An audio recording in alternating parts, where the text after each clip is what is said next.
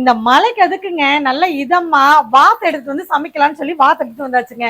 இங்க பாருங்க வாத்து எடுத்து வச்சிருக்கிறோம். இதெல்லாம் வறுத்து அரைக்கிறதுக்கு இதெல்லாம் வெங்காயம் பூண்டு இஞ்சி இதெல்லாம் தக்காளி ஒண்ணு இதெல்லாம் போட்டுச்சுங்க. இது வந்து தாளிக்கிறதுக்கு எடுத்து வச்சிருக்கிறேன். கிராம்பு பட்டை ஒரு ஏலக்காய் கருவேப்பிலை நம்ம குழம்பு தூள் நம்ம கறி மசாலா தூள் இதெல்லாம் நம்ம எடுத்து வச்சிருக்கிறோம். இப்ப நம்ம செய்ய போறோம் வாங்க பாக்கலாம். இங்க பாருங்க சின்ன வெங்காயத்தை போட போறேன். பூண்டு இஞ்சி ஒன்று 2 கருவேப்பிலை மிளகு இவ்வளவு போடலாங்க. எனக்கு வாத்து வந்து கவிச்சி அடிக்கும். இந்த மிளகு நல்லா இப்படி போட்டாதான் நல்லா இருக்கும். ஒரு இவ்வளவு மிளகு போட்டுக்கலாங்க. இது கூடவே வாத்துக்கு வந்து எண்ணெய் அதிகமா விடக்கூடாதுங்க. ஒரு கரண்டி விட்டீங்கன்னா போதும். ஏன்னா வாத்துலயே நிறைய எண்ணெய் விடும். தாளிக்கிறதுக்கு எண்ணெய் துளி வேலை விட்டு 2 பட்டை கிராம்பு 2 ஏலக்காய் 1 தட்டி வச்சிருக்கிறேன். அதையும் போட்டுக்கலாம். கருவேப்பிலை வாத்து கழுவி வச்சிருக்கிறோம் பாருங்க.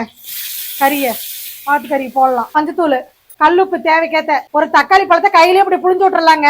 நம்ம வீட்டுல அரைச்ச கறி மசாலா பொடிங்க. இதுல எவ்வளவு தேவையோ அவ்வளவு நம்ம போட்டுக்கலாங்க. நான் இவ்வளவு போட்டுக்கிறேன். ஏன்னா நம்ம மிளகெல்லாம் போட்டிருக்கிறோம். அதனால இப்ப அடுப்பு சிம்மில்ல வச்சு இங்க பாருங்க இப்படி மூடி வச்சிடலாம்.